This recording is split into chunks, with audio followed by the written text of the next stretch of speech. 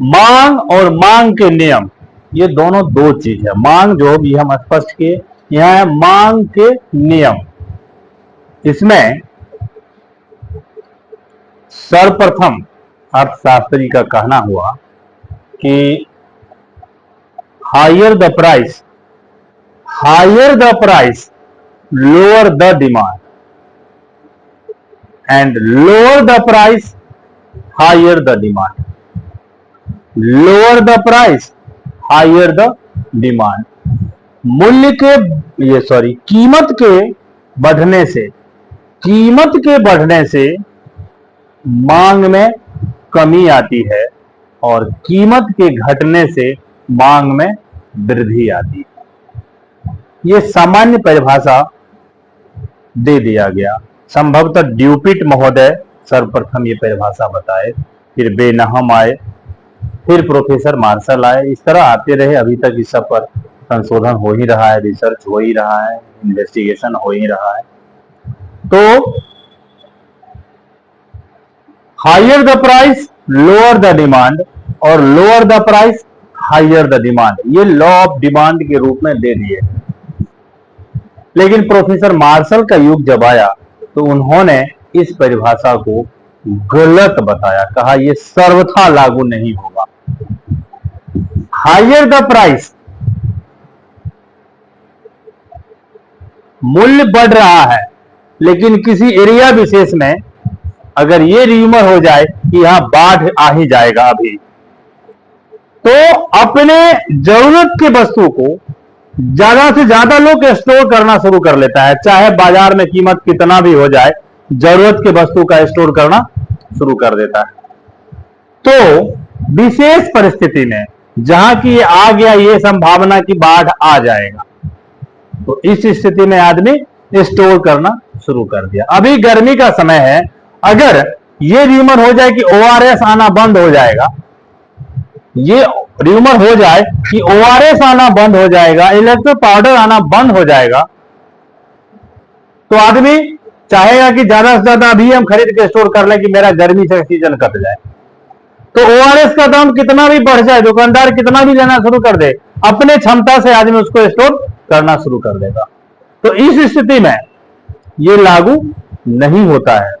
उसके बाद किसी के घर में शादी ब्याह का प्रयोजन है, जहां दूध दही मिठाई आदि का प्रयोग होगा, और शादी ब्याह का प्रयोजन के समय दूध दही मिठाई का कीमत कितना भी बढ़ जाए, जिसके घर में है फंक्शन वो आवश्यकता अनुसार परचेज करेगा ही।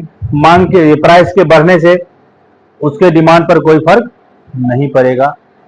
अचानक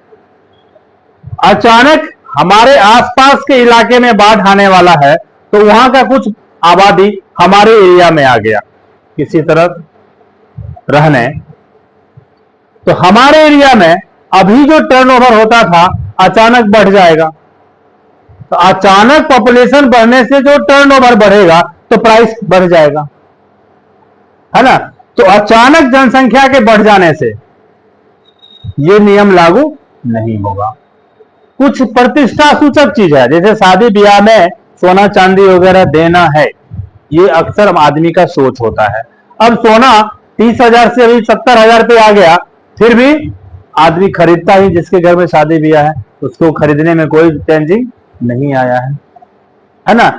तो प्रतिष्ठा सूचक वस्तु अचानक जनसंख्या बढ़ जाए, है ना, कुछ प्रोडक्ट के लिए र्यूमर आ जाए, तो इस स्थिति में ये नियम लागू नहीं होगा।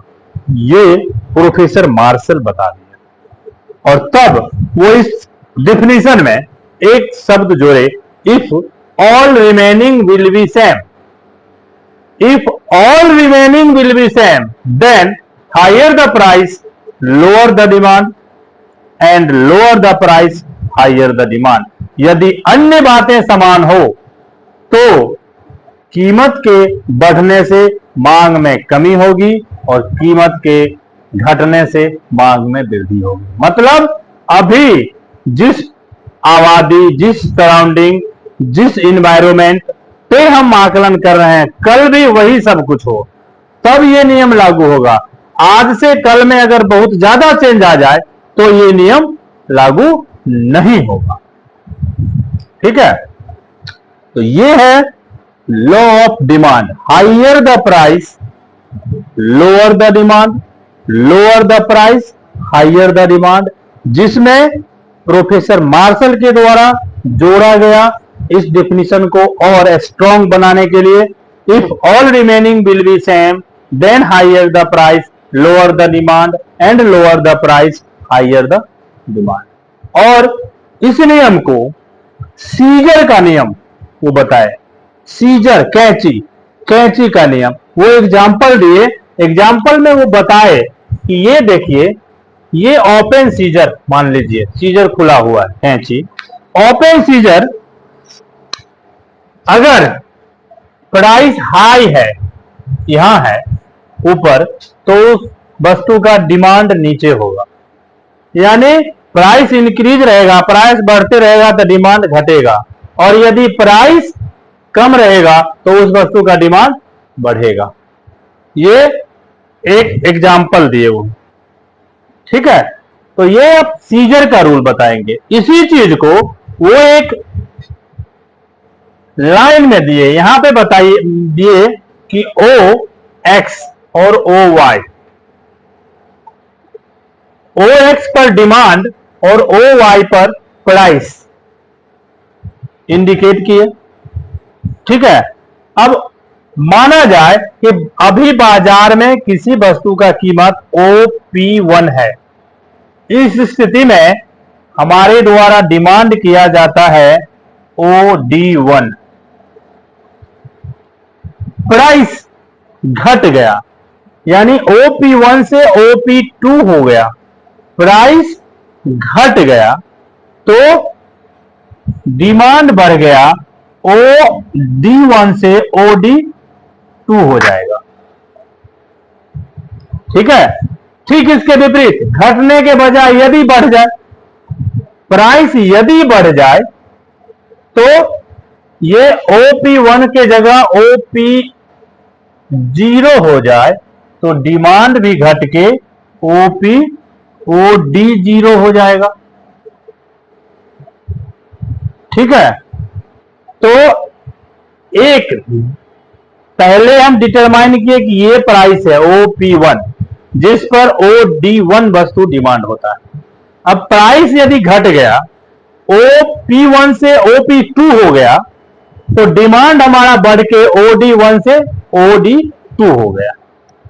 ठीक इसके विपरीत यदि प्राइस इंक्रीज कर गया, OP1 से OP0 हो जाता है, तो डिमांड भी घट के OD1 से OD0 हो जाता है। और जिसके लिए एक लाइन खींचे हैं, वो एक ऐसा लाइन जो तीनों को क्रॉस करे। ठीक है, जिसको आप डिमांड कर्व कहते हैं।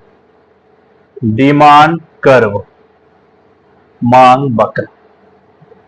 और एक क्वेश्चन पूछता है, मांग वक्र लेफ्ट टू राइट क्यों मुड़ता है ना?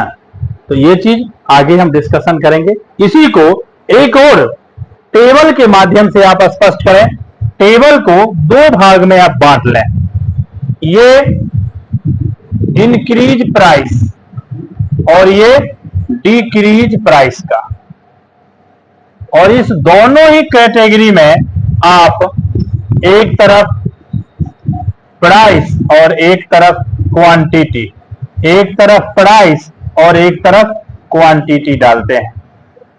ठीक है, सपोज करो किसी वस्तु का प्राइस, कोई वस्तु एक यूनिट का प्राइस 1 रुपया है, एक यूनिट का प्राइस 1 रुपया है, तो ऐसे में हम 10 यूनिट खरीदते हैं।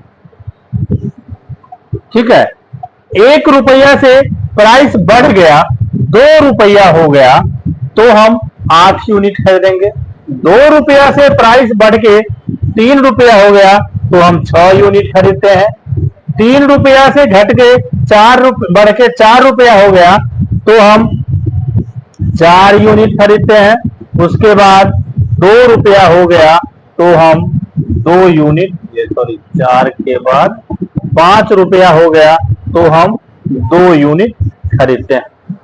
ठीक है, इसी के अपोजिट अगर ये 5 4 3 2 1 कर दें कि लगातार प्राइस अगर घट रहा है तो 2 4 6 8 और 10, मतलब जब प्राइस इंक्रीज करेगा तो क्वांटिटी घटेगा, डिमांड घटेगा।